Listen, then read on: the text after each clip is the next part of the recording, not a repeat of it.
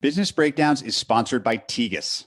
We created Business Breakdowns to uncover the lessons and frameworks behind every business, and that's what makes Tegus our perfect launch partner. Much of the foundational prep for these episodes gets started with research powered by Tegus. With Tegus, you can learn about any public or private company directly from former execs, customers, and industry experts, all of whom are in a position to offer unique insights into a company's growth, its customer value, and its competition. What makes Tegus different is that you don't have to lead your own expert calls. It offers instant access to the world's largest collection of investor-led call transcripts on companies like Coinbase, Hinge Health, and Farfetch. All you have to do is log in and you'll get instant access. Still want to do your own expert calls? Tegus also allows you access to experts for $300 a call, not the $1,000 or more that others charge. I can personally say that some of the most thoughtful investors in the world use Tegus and talk about it often.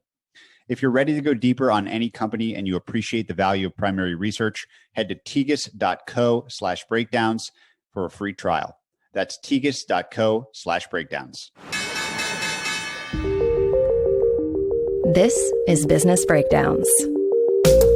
Business Breakdowns is a series of conversations with investors and operators diving deep into a single business. For each business, we explore its history, its business model, its competitive advantages, and what makes it tick. We believe every business has lessons and secrets that investors and operators can learn from, and we are here to bring them to you. To find more episodes of Breakdowns, check out joincolossus.com. All opinions expressed by hosts and podcast guests are solely their own opinions. Hosts and podcast guests may maintain positions in the securities discussed in this podcast. This podcast is for informational purposes only and should not be relied upon as a basis for investment decisions. Today, we will be breaking down Wix. Founded in 2006, Wix was created to make building websites easier. 15 years later, the Wix platform boasts over 180 million registered users and 4.5 million premium subscribers worldwide. In this breakdown, we will explore how the company helped to lay the rails for small businesses to get on the internet. We cover the development strategies that linked Wix to the creator economy. We touch on the evolution of the freemium business model, and we analyze what differentiates Wix as a one-stop shop from an increasingly competitive market. For this episode, I'm joined by Dave Ambrose. Dave is a seed stage investor focused on the skills and knowledge economy. Dave focused on the digital creator economy well before it was a widely adopted investment thesis. And as a former co-founder and operator, he's an expert on web-based businesses. We hope you enjoy this breakdown. So Dave, thanks for joining us. I think an interesting place to start on Wix will be if you can take me through a customer journey. Why do people use the product? How do they use it? What attracts them to the platform? I think the way that I often explain it to friends when someone asks me, like, what makes Wix special, is that first time when you create your email account. It's one of those experiences where that's the first time you have your own digital identity. And when you have your first email address, the next logical expansion, there are different social media accounts that you'll create, but you also need a storefront for who you are as a person on the internet. And Wix has made it the easiest way to build a storefront or a place for you on the internet. And Wix was always focused on one of their core products is called the editor. And the editor you can think about is when you wanted to create a website, it's as easy as going into Microsoft Word or Google Docs, or when you're doing Compose within Gmail, to take everything around what's in your head to sit on your keyboard and type out. And everything's abstracted away because you don't have to learn how to actually insert a photo in terms of when you're doing a Compose button. So that concept of when you think about writing and creating, Wix has done the same thing when it comes to different software concepts of you need to actually integrate buttons to click on something, or you need to integrate payments to actually enable transactions. They make it really incredibly easy for that person who does not know how to code, right? And I think Wix, when you think about the 7+ billion people in the world, Wix thinks there's an incredible opportunity and there's an incredible place where if you're not an engineer, you can now have all of this freedom to build it because the editor is so easy to use, just like we're talking about. So once you have that within Wix, because it's free to use, so they have a freemium business model, meaning that you can use the product for free and you can really experience what the editor can do, and you can drag and drop kind of in a visual interface. there's a lot of people that come into what you think about as like a funnel, right? The question is, how many users can they bring onto the platform and start using their editor, creating websites, building more different building blocks that's there. And because it's free, there's a lot of people that are using Wix. As we've talked about, there's 180 million people across the world using the product today. So from there, Wix has realized the most important thing in their business is simplicity. How do you really simplify things that are hard to do? And typically for someone who's not an engineer, building a website is incredibly difficult. And they've made it dead simple and probably the easiest tool to use to get going on building on the internet today. It seems like they're a pretty big participant in the concept of the GDP of the internet growing.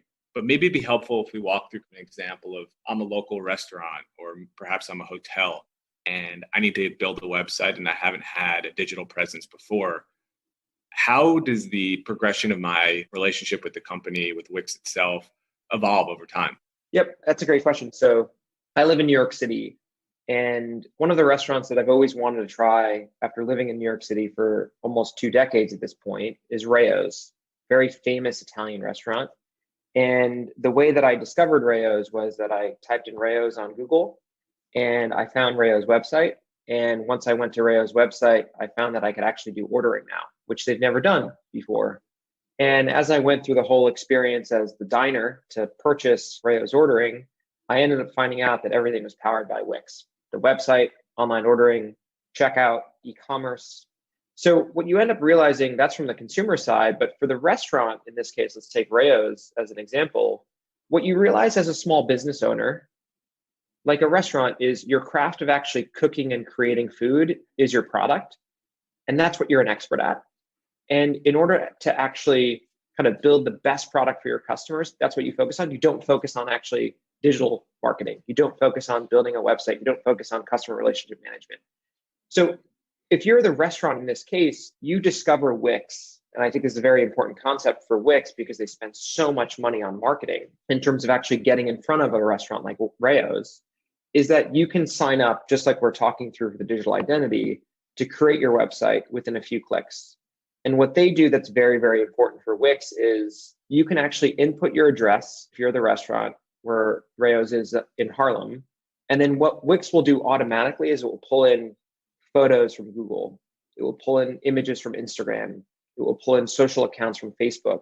And then within a few minutes, you'll have your first version of a website that gets built without the restaurant or without the small business ever touching a piece of code or going into their editor. So Wix made it really easy in this case of this identity, where that restaurant who's not an engineer all of a sudden has a storefront on the internet. And then from there, Rayo's can start to add new features. If they want to add menu uploading, they can add that. If they want to add online ordering, they can add that. So Wix has this also concept of verticalized applications inside of their platform, meaning you don't have to be a developer to build custom online ordering. You don't have to be a developer to build e-commerce or payments.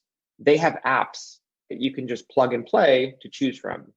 And that's really the journey in many cases for the concept of increasing the GDP on the internet, is how do you get folks that are offline and small businesses that are offline, and how do you bring them online?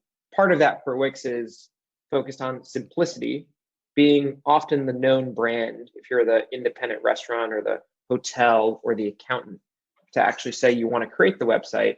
And then from there, very easy that you can convert, that you see Wix's advertising or Wix is the first page in sort order results on Google. And then from there, you can actually have all of the website that's created fast. So you think about the cycle of what just happened. It's quite powerful in terms of the restaurant creates the website. I discover it on Google. I create the order.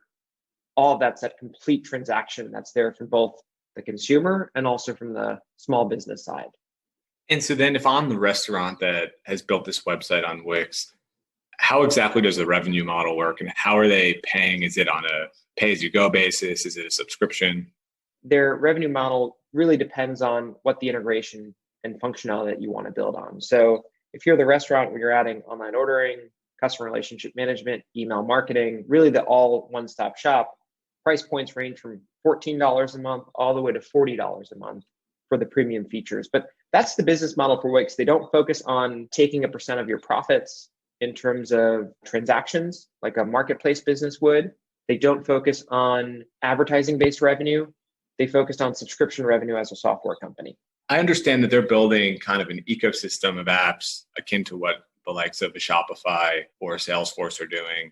How do you see that as part of the evolution of the business and potentially moving their customers up the value chain and further entrenching themselves in the Wix ecosystem? What Wix really realized was Wix can do a lot of things to get you going as a small business, as a digital creator, as a freelancer. And at some point, there's going to be businesses as a platform that can get built on top of Wix to make it really easy to go further if you're that small business or that freelancer.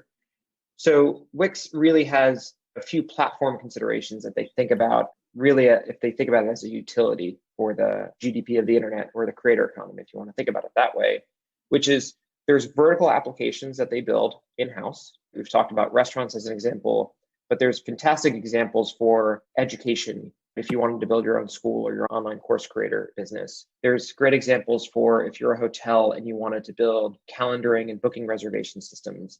So first party development they've built on top of their application, but then they have something called the Wix app market. And the Wix app market is where developers who want to sell products and services to Wix's 180 million customers is a way to actually reach them.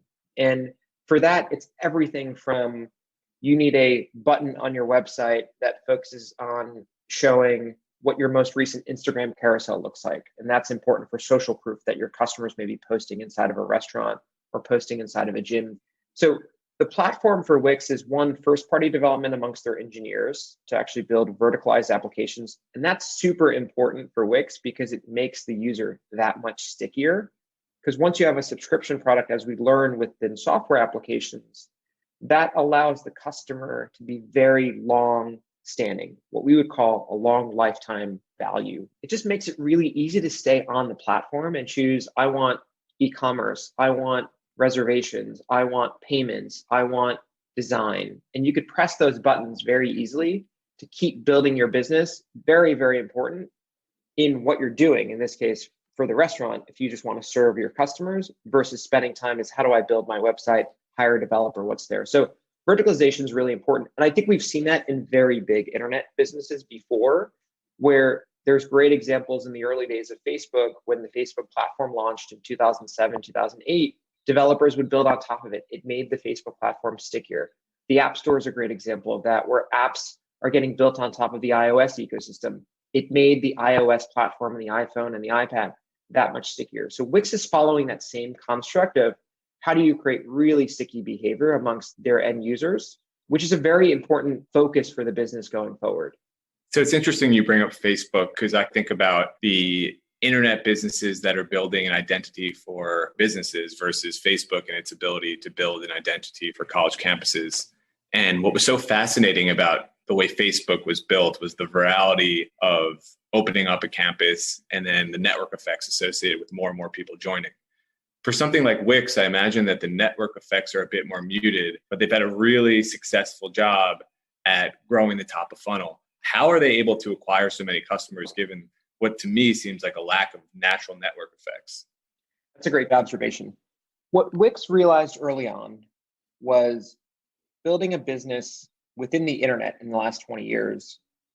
You have an opportunity to build your own platform on someone else's rails, or you can create a product that has network effects that is growing virally, which is the example of Facebook. So I think let's talk about the concept of rails. What Wix realized was if their product is really sticky, which it is, and if their product is free to use, which it is, the question is how do you get reach?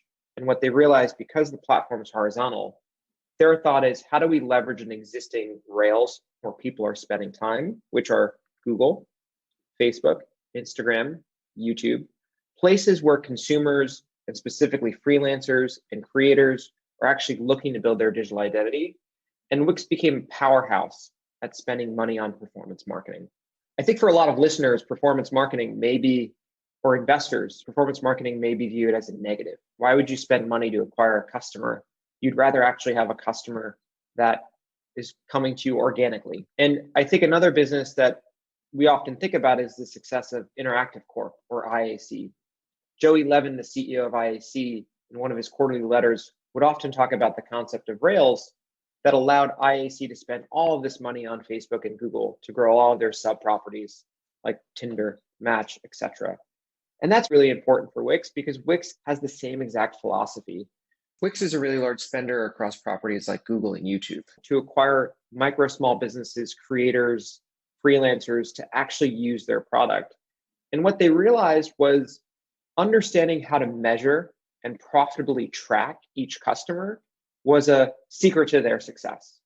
Almost to a point that if you think about Booking.com or Expedia, which they've done the same thing from performance marketing and growing their business exceptionally in the last 20 years, Wix has done the same exact model on Google, Instagram, Facebook, all these digital rails that are there. So this is a really important concept for Wix because of their product that's free and their product is horizontal in nature, meaning that any type of small business can use it. They can spend the most amount of money to reach the largest amount of audience that's there. And then therefore in their funnel, when they start converting those users from spending money in terms of actually the paid funnel, then using that for a free product, there's a natural conversion cycle from using free to paid.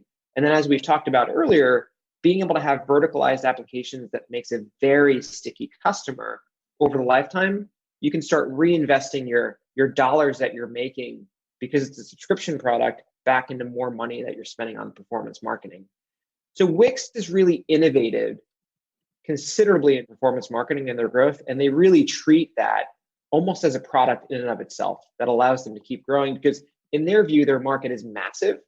And as the market is massive and as more creators are coming online, there's just more opportunity for them to take share and grow their audience and grow their customer base through performance marketing.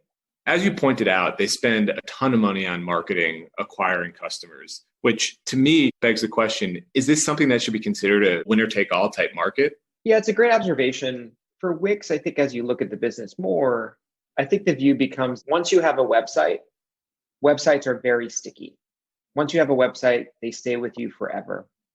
And the idea is that when you decide to move off of a website, either your business shuts down or there's a better product alternative that exists and you decide to convert off of it. So for Wix, I do think that they view the world as how do they get as many customers, as many end users as possible in their upper funnel, and then having them stay with them forever. And you see that, there's a great slide on their management presentation about cohorts. And when you're investing in subscription businesses, one of the things that many investors look at is how sticky cohorts of users are. And their cohorts, they constantly show, they keep improving over time as more products get built and it's very sticky, but they're very long lasting, the lifetime value of each customer. So for Wix, it's going to be about how efficient they are at spending their money in terms of acquiring end users. And because their view is that once you're locked into a website, you stay for a very, very long time, they want to be first to move. They want to be able to first to convert that end user compared to any other competitors. So I think you should think about Wix as the opportunity of the billions of people in the world, the hundreds of millions of creators that exist today on the internet. That's all up for grabs for Wix. And they want to be the first mover to get there because once you're using a Wix product, you stay for a very long time. And that makes it harder for competitors to actually dethrone or churn off or take share from Wix. Based upon how you describe it, it seems like they've been incredible at executing upon their vision from a business that was founded in 2006 to where it is today. But from what I understand, they definitely went through some interesting transitions. Could we talk a little bit about what happened when they had to make the transition to HTML5 and what that meant for the business? I think there's actually two turning points in the company. The first turning point was in the summer of 2008. It was the first time the company decided to start charging for customers. And one of the interesting things that they realized was that they had raised venture capital from some great investors, Benchmark, Bessemer, Insight Partners. And at the time, how do you start making money was kind of a question for Wix. And it's kind of unreal to think about that now as a $13, $14 billion public company. But they attempted to start charging. And they started charging with a premium account for a few dollars. Their goal was to get kind of 10 paid subscriptions per day. And one of the scary things is the world starts to collapse in the financial crisis. And the question is, do you start cutting back on engineering expenses? Do you cut back on performance marketing, or do you invest? Do you invest more because there's people that are getting laid off? There's people that are looking for new creation and opportunities for jobs, which sounds very similar to where we are in 2021 today. So Wix decided to invest, and Wix decided to start charging for the product, and they started investing. And their goal was from the summer of 2008 to get to April of 2009. Could they make 80 paid subscriptions per day? They would be profitable, and they would never need to raise money ever again. And sure enough, they bet the company in terms of actually investing in engineering, where they were averaging about 86 paid subscriptions per day in April. So they never needed to raise money. So that was the first turning point in the company. The second turning point in the company, which is not really well understood, but I think it shows the sign of a great management team and a great leadership team, is when Wix had to make the decision when the world was moving toward mobile, people were using iPhones more than their desktop, to say, all right, the original editor was built in Flash. And Flash as a protocol worked really great if you're on the desktop, but if you're on the phone, it's completely unusable. So Wix had another key turning point in the business that they had to think through. And for them, the question was, do we spend all of our engineering resources, and do we try to make the best that we can within Flash and say, we're going to build the best editor, knowing that all of our engagement is happening on the desktop experience? Or do we decide to rebuild the application? Do we decide to make a bet and say the world is moving toward a different way of interacting with code, which is really lightweight through HTML5 at the time in 2012? And if we do that, we don't really know what the outcome will be, but we'll have to bet the company. What they did, it was an incredible experience where over the course of a few years, they put all of their investment resources in engineering to make sure the application and the editor was ready for HTML5. And it's scary because as an entrepreneur and as a company at this point that is now growing quickly, a business that was working once before for Flash, you now have this unknown, uncharted territory. So the Wix story is one where once they made that pivot, everything became a lot more flexible. And because it became a lot more flexible and easier to use for the end user, it really started to increase conversion even more for the small business that was coming to Wix, coming from Google. It allowed them to actually move so much faster amongst engineering to build verticalized applications. So the rigidity that once was with Flash became a lot more flexible. And it's hard to see that when you're a public company. It's hard to see that in terms of the numbers. But if you watch interviews with Avishai, if you watch interviews with the CTO and the head of product, really when you see what they're doing, they operate like a startup.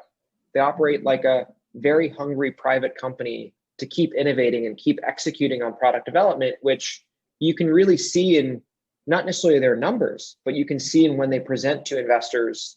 If you were to evaluate to invest in the company today, on their management presentations, long slides that talk about the history of their product development, which is exactly what we're talking about on the innovation of, one, how they build their infrastructure and their editor and making those switches from Flash to HTML5, or thinking about when do you start charging for the product, to all the verticalized applications in the app market that you can now build. Those two turning points in the business, one in the summer of 2008, and then the other in 2012, was so instrumental in terms of where Wix was today, that allowed them to really grow and become the best of the best in the category that they're in. The theme of arming the rebels has become quite pervasive around new age internet businesses, but the landscape is still really confusing. You have Wix, Squarespace, WordPress, you've got closed ecosystems and open ecosystems, you have things like Webflow. Can you help to just kind of simplify and distill what the landscape looks like and the decision set for companies to try to use some of these website builders? So in the context of Wix, Wix operates in a way like Apple. It's an ecosystem where they built a lot of their own code. In the early days, they built something called Wix ML, which was their own code base. And over time, that code base transformed into their own features, or in a simple way, widgets that were built on top of Wix, where if you're a small business owner, which is predominantly the main customer of Wix, you choose it because Wix offers you in a closed ecosystem really easy to use apps, from e-commerce to restaurant bookings to visual storytelling, if you have photo or if you have media, to even things like blogging for that matter. So Wix made it really easy in a closed ecosystem manner to say, okay, I'm a small business owner. I land on Wix. I can choose to get started really quickly. I can drag and drop a few things. The user experience is really easy to use, and it makes the onboarding experience that much more frictionless. And then over time, what Wix did, if you relate it almost to the Apple analogy, is that they built their own app market. It's called the Wix app market. And there's thousands of developers that have hundreds of thousands of applications where if you don't know how to code, which a lot of small businesses often don't, Wix app market makes it really easy to then say, okay, I can choose different integrations in terms of the app ecosystem. And the benefit of that for Wix allows them to control the experience.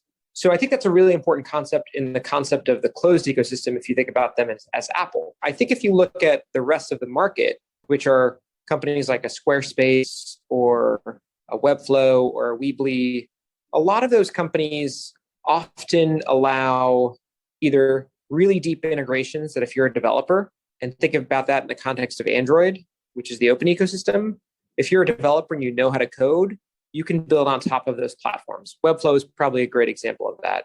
You need to be pretty thoughtful and knowledgeable about some code to get going with Webflow.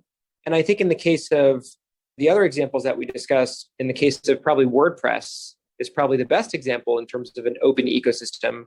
WordPress started originally as an open source, and it's always been an open source product that allows developers to build on top of it. It's very flexible. You can find in the WordPress ecosystem mainly things around content and blogging. You have companies that have built e-commerce on top of WordPress.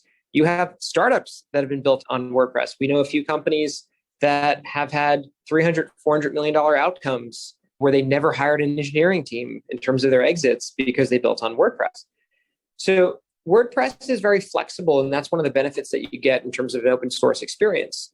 The downside of an open source or an open ecosystem experience is that you need a few things. One, you need to be knowledgeable about what you're going into.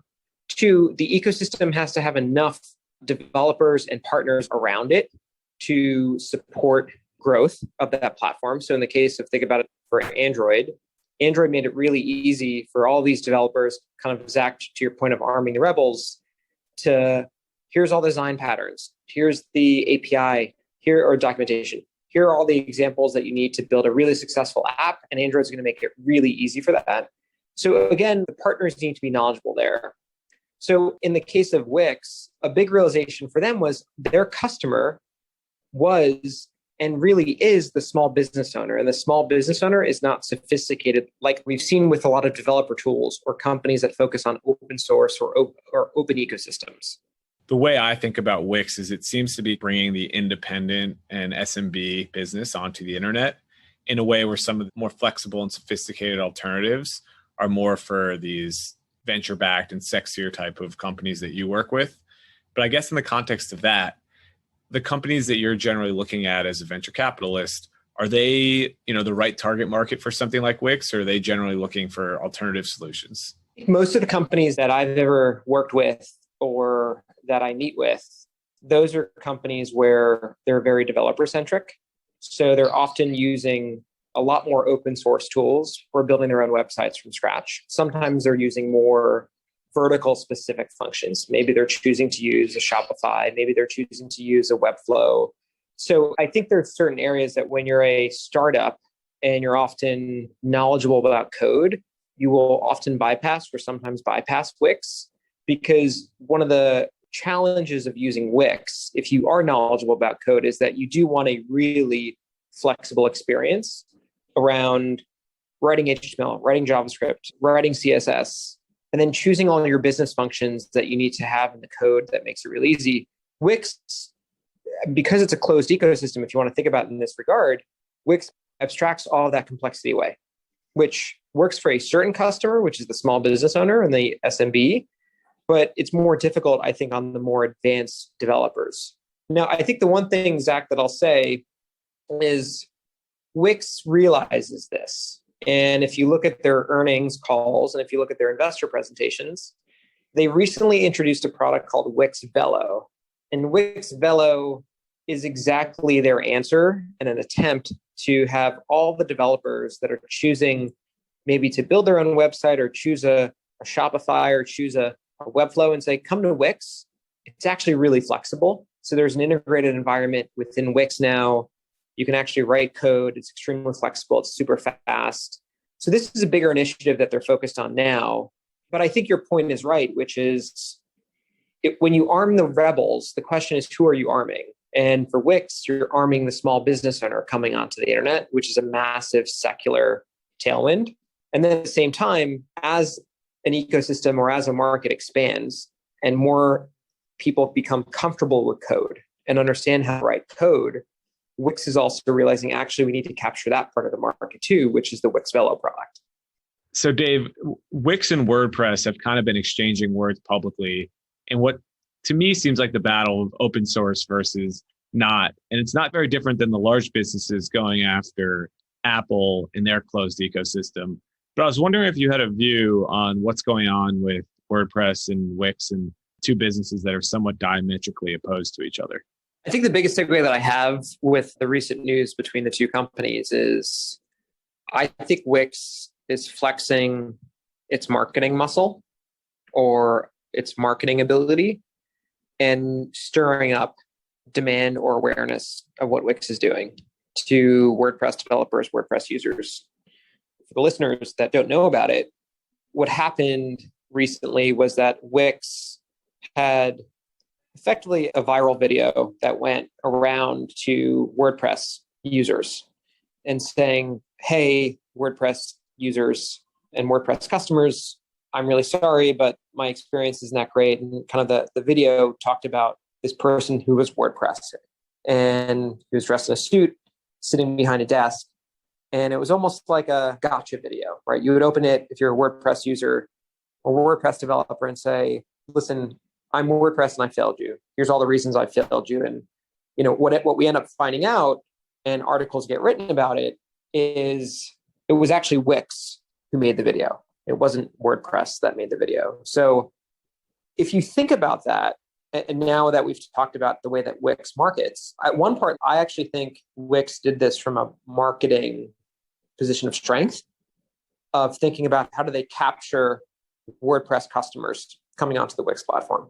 And then I think at the same time, if we think about the analogy that's going on right now between Epic and Apple, if you're an independent developer or a developer that's an open ecosystem versus Apple that's closed ecosystem, it's a battle for mind share. And it's a game of tactics and also probabilities that you weight if you're Wix when you're running that experience to say, if I do have this type of marketing initiative, they likely went through the probability of saying there will be pickup in the press, there will probably be a response from WordPress, and there will be a tit for tat. And I often think about that in the case of it becomes a marketing consideration.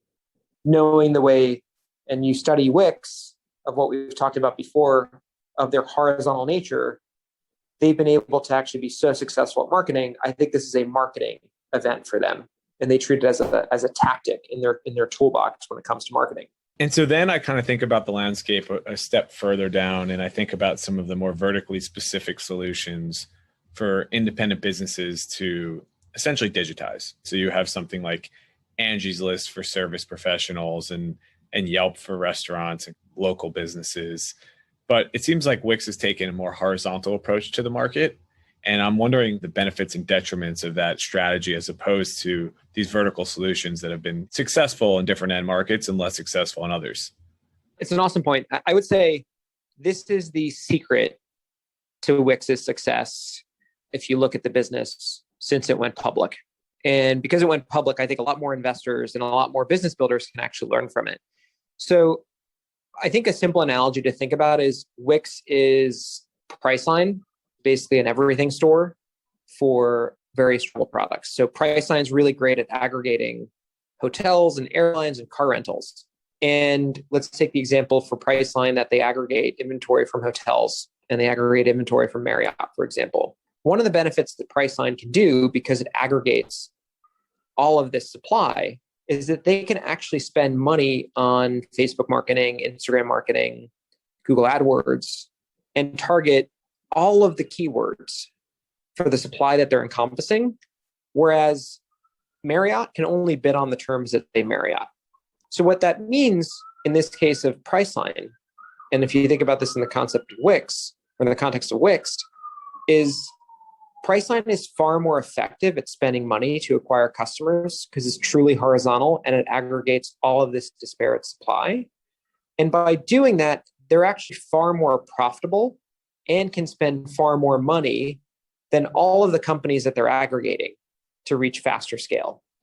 So Wix employed the same exact model in terms of reaching the state as to where it is today, which is because it's horizontal, meaning you can build on Wix if you're a restaurant, if you're a retailer, if you're an e-commerce store, if you're a developer, which allows Wix to spend money on performance marketing to acquire those customers.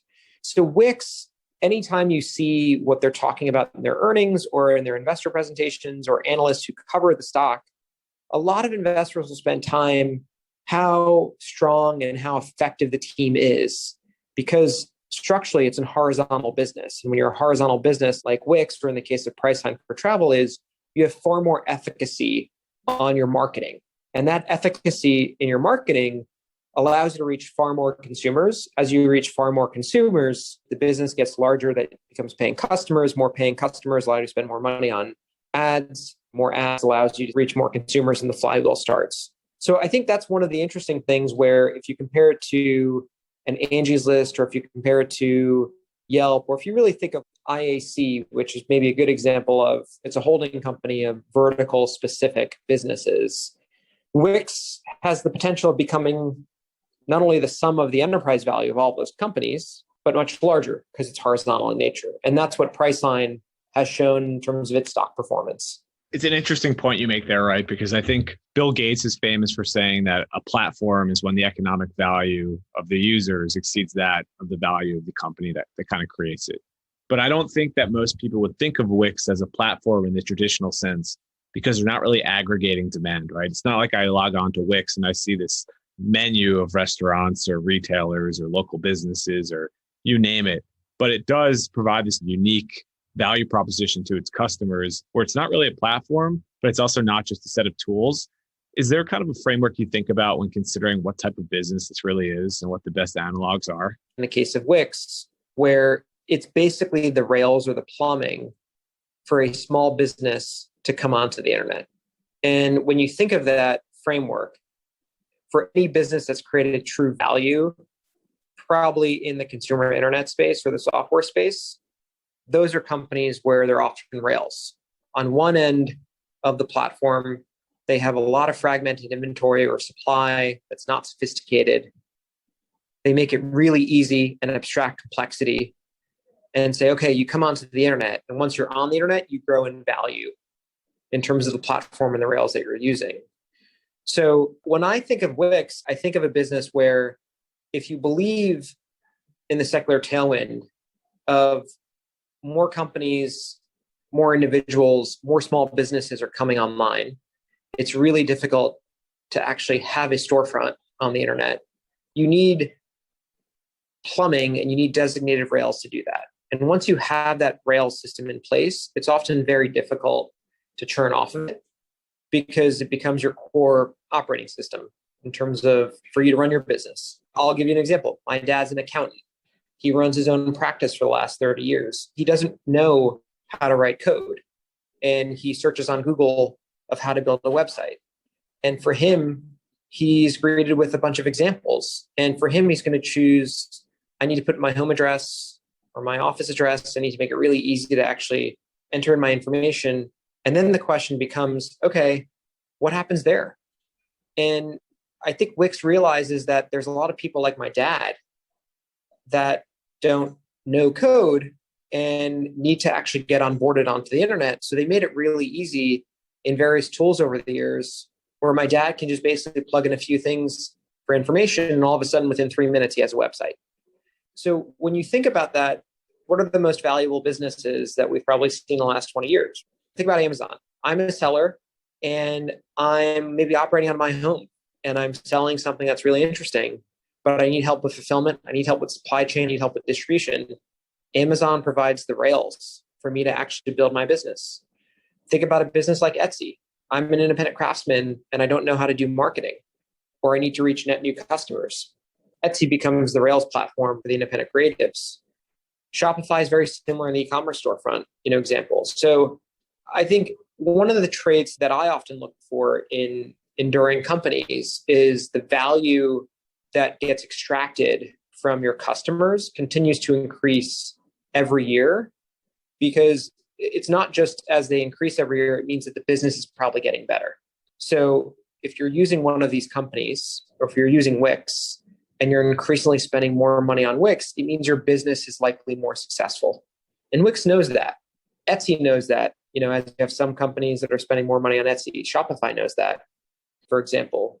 And that's a really important mental model for me as an investor, which is, how do I think about businesses or durable businesses that can stand the test of time, that with product innovation, with simplicity in terms of their offering that makes it really easy to abstract complexity for the small business or the small business owner, for example, to come onto the internet, how do those individuals grow their value over time? One, you see that in the numbers in terms of maybe increased value or revenue or gross profit per user.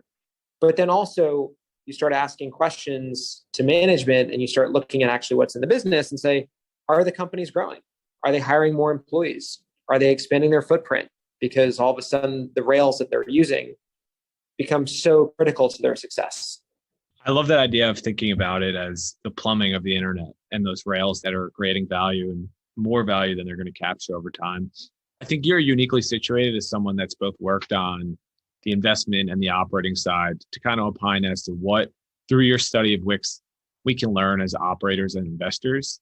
So if you were to distill it into one thing for operators, based upon the way Wix was built and where it's today in their ecosystem, what is it that you think we could take away? And on the other hand, as an investor, the success of the company is inherent in its rapid expansion of market cap over the course of its public journey. But what have you learned as an investor as well? From an operator standpoint, I think the biggest takeaway that I've learned from Wix is to have a mindset of constant speed of shipping, and not just constant speed of shipping, but how do you simplify to a point where you take complexity out of your product?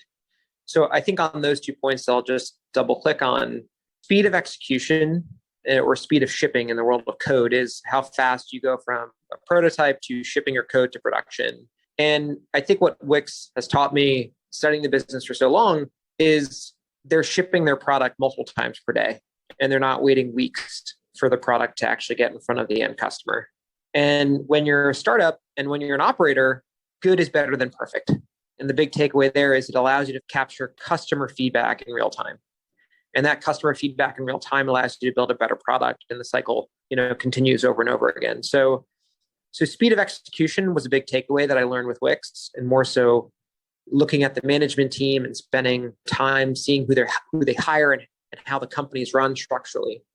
I think the second thing that I also learned from Wix is building a product that is really complex behind the scenes, but also making it really simple in terms of the onboarding experience is a competitive advantage. So when you're a startup operator, one of the things that you always have to climb up the hill on is how do you acquire customers? What's your go-to-market? How do you get initial distribution? And oftentimes when you think about building a software company in the consumer space or in the enterprise category, one of the things that you're always trying to look for is, if I have a landing page or a simple website that shows my product, am I making it really easy for someone who lands on it and says, I actually understand what you're doing? And then within a few clicks or a few taps, you're quickly onboarded. Because that's one of the things that we think about company value creation is the magic number. And this concept of how quickly does it take for a customer who comes on board to a product to realize that there's value? And that magic number, depending upon businesses, often is measured in time.